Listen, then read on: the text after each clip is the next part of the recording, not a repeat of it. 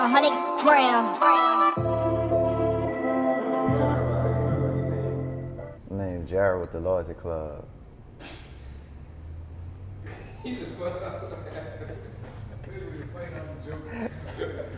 Alright, so tell everybody where are you from within New Orleans? I'm from New Orleans, the East. New Orleans East. Alright, so tell us a little bit about your childhood growing up in New Orleans East. Growing up, it was good. I mean, the East back then was nice. Like if you was from the East, you know, people thought you had money, but now it's like a whole different story right now. So yeah. So did you grow up with both your parents growing up with your childhood? Yeah, both of my parents was in the house. Like my mom and dad was like real active in my life. So how do you feel that impacted your life as far as having both parents with you growing up? I think it really impacted me. You know, I had a balance, you know, from a female perspective and a balance from a male perspective. So I ain't like feel like I ain't have too much of one, too much of the other. It was like a nice little balance. So I guess that's how I am right now. So yeah. All right. So moving forward, tell us about your high school experience and where you went for high school. High school, I went to 35 for like my first 2 years, and then like my junior year, probably got like a month in, and then Katrina came. So then I went to BR.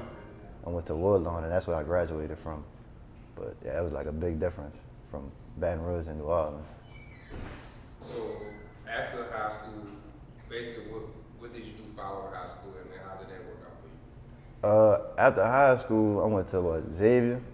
While I was at Xavier, started throwing like a couple parties, and we were still fooling with the clothes, but we wasn't really like heavy in it. Like that, it was like small stuff. It was mainly like Blake and stuff, and then I'd just always be around. So I wasn't really like heavy into the clothes. Back then, I was really like throwing parties and stuff. So speaking of the parties, I want to say so. I give us a mean, little insight about the parties and why you started and what impact it had. I really started at high school. Like I had a high school party. Blake didn't come, but all my other partners from New Orleans came. It was in BR. Some wild stuff happened in there, so I can't really say too much about that. But I had some in New Orleans too, and same stuff, some wild stuff. Can't really say too much, but I don't know. I just always been like that kind of person to like throw parties and stuff. So that was pretty much me. So what you saying, you was the first Aaron Monroe? Nah, I ain't saying that. I'm saying I was the first me. Fuck. So I mean, so what I'm getting from when you say, I know you say you kind of pulled away from clothes while you were doing the parties and stuff. So I guess what was the pull for you to start doing that? Was that just something you just like to do? About the parties? Yeah. Yeah, I just always liked to party. Like, so shit, that was always me. Like once I graduated high school, my people was like, if you go to New Orleans, like, you know, y'all can have a house. So fuck, I'm 18 with a house, so shit, you about to cut this bitch up, so shit. So that was it. So in your opinion, tell us a story about the origins of the Loyalty Club and you know, your perspective on how that started and started to get some traction. I mean, it started with a different name. It was just like pretty much they started it, and I was always around. It was like pretty much like all homies just hanging, and they was doing the clothes, and then it like just built up from there. Like when we got the Loyalty Club, that's when it kind of got like, you know, more serious, and we took it more serious, and it started actually like going places. You did say it started off prior to you joining. So what did it take for you to actually join the movement, of course, of the clothing line, and take it to a different level? It just took a while. I never really like knew, you know, what exactly they wanted or whatever like that, but I was always around. So like I always had like people I knew buying it, and I'm always, you know, selling it and stuff because I'm always around it. So people asking me about it. So it wasn't until Blake like really was like, man, look, I want you to be a part of it. You know, help me. I see what you be doing when we going, you know, out of town parties and stuff. You always have all the stuff lined up. So I just want you to come and just bring that to this. So then that's pretty much where it came from. What are the top? What you about to say? It took me to how long? It ain't how long take. it took for you to start? It ain't really take long, You man. said no initiative. About 3-4 times, about 3 years. You said no. I wouldn't really say I said no. I was already around it, already helping selling this stuff. So it's like right, exactly, man. So shit, I felt like I was already with it. I ain't really like the name at first, dog. So why did you like the name at first? I don't know. I just felt like I don't know. I really didn't. I don't know why I ain't like it. I just did not like that bitch. Like when it rolled off the tongue, I was like, I ain't fucking with it. Alright, so I'm getting a lot from this from an outside perspective and knowing when to kind of bid in on something that you feel like you could like. So it's like you didn't have an issue with the people at all. It was more so you kind of just want to make sure it was the right fit for you to be able to. Right. I want to make sure I could like really contribute to it. Okay, gotcha. So what would you tell somebody that's starting a clothing brand or trying to become a brand that could be seen and people actually would enjoy to wear? Don't be afraid to fail, cause boy, we had some stuff that didn't go at all. So if that happens, just keep going, cause shit, it's gonna happen. But we had some stuff. I still got it in my closet, shit that's sitting in up. For real, boy. Okay, so what keeps you inspired? Just seeing the growth, really, man. Like seeing from where we started into where we at now. Like people coming in I don't even know that's coming in the store buying stuff. They don't even know I got anything to do with it. You know what I'm saying? Just seeing that just keeps me inspired to just keep wanting more and keep growing. And speaking of growing, and also you said, besides also not worrying about failing, already taking that to the chin.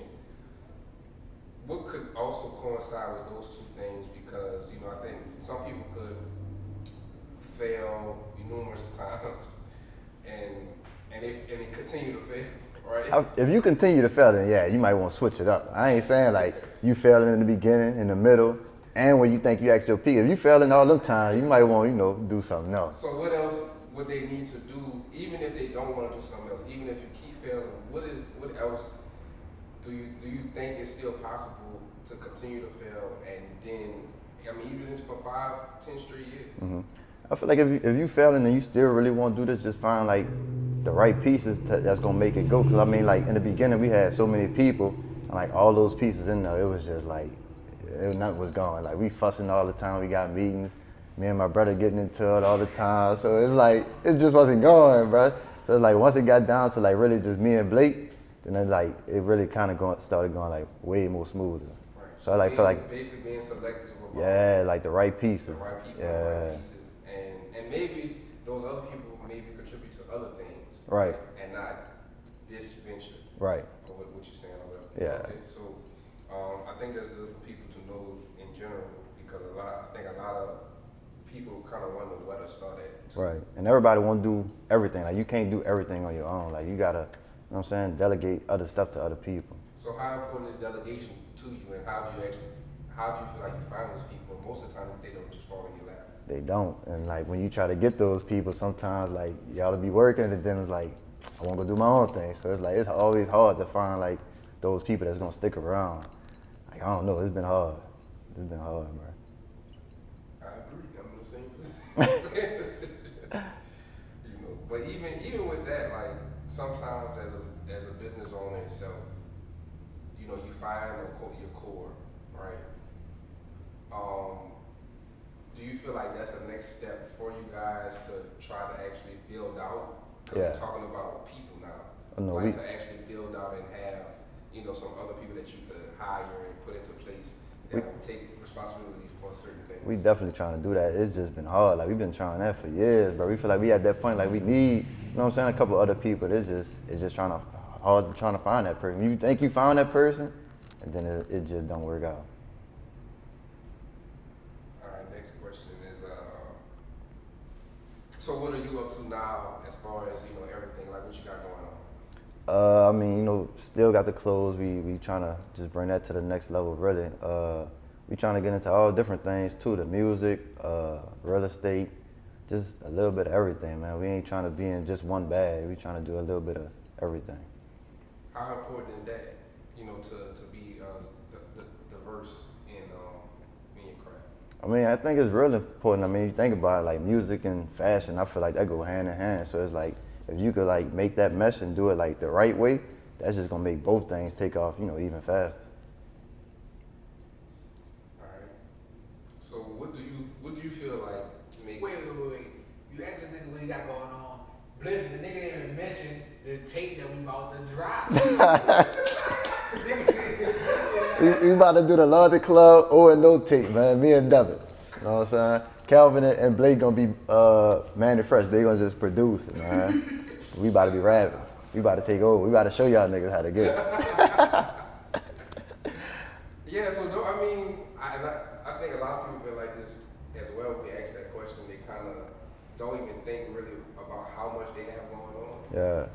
And really show it, because I think people from the outside, they see things happening, and like think like how did it happen. Right. But at the end of the day, you're a real hard worker, right? So kind of dive a little bit deeper into all the things that are going on and how to keep it afloat.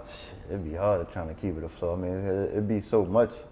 You know, sometimes you might be doing too much on this side and not enough on this side. So it's like you gotta try to keep it balanced. So that'd be like the hardest thing, really. Just balance it within itself. Yeah. All right, so, that's the next one. So what do you feel like makes New Orleans New Orleans? It's just like the certain stuff that they got in each section. Like you could go different places. Like, I was just talking to somebody like in the East, like they were like, "What you doing in the East?" Like, I'm about to go to Rottenness and go get some nachos and a snowball.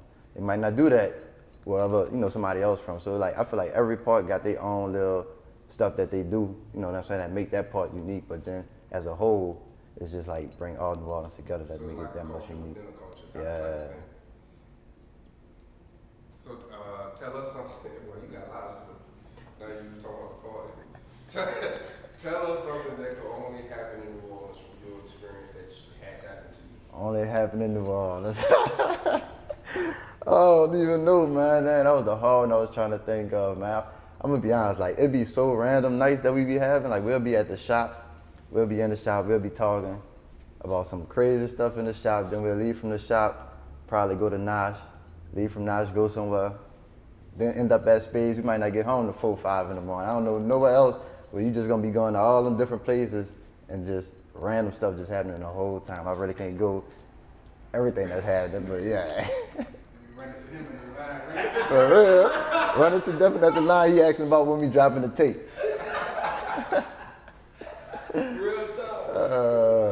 Alright, so if you could go back in time, what message would you give your younger self for inspiration?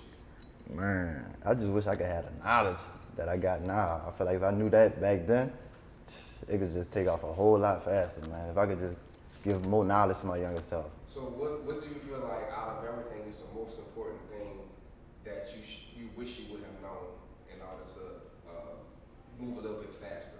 I feel like if we would have got a manufactured faster, like that could have just helped. Cause I feel like we ain't get one to like later down the line. But I feel like people now that's getting on, like they getting it quick, like it's going fast.